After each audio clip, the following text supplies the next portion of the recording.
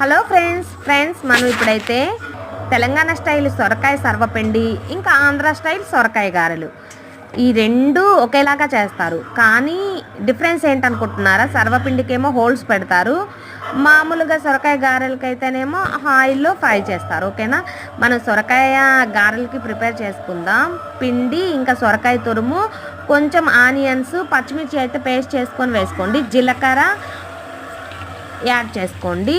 ఇంకా తర్వాత మనం ఇలా ఆయిల్ పెట్టేసుకొని ఇట్లా చిన్నగా మనం ఒత్తుకొని ఇట్లాగైతే చేతులతోనే ఇట్లా మనం ఒక అప్పలాగా చేసుకొని ఇట్లా అయితే మనం ఫ్రై చేసుకోవాలి. మరీ ఎక్కువ ఫ్రై అయితే చేయకండి, మీడియం ఫ్రై అయితే చేసుకోండి. అప్పుడు మనకి మెత్తగా కొంచెం క్రిస్పీగా అయితే ఉంటాయి. ఇవైతే చాలా టేస్ట్ బాగుంటాయి ఫ్రెండ్స్. మా సైడ్ అయితే మేము సొరకాయ గారెలు అని అంటాము. ఇవే కొంచెం పెద్దగా చేస్తే సొరకాయ సర్వపిండి అని అంటారు. మీకు నచ్చితే ప్లీజ్ సబ్స్క్రైబ్ మై ఛానల్.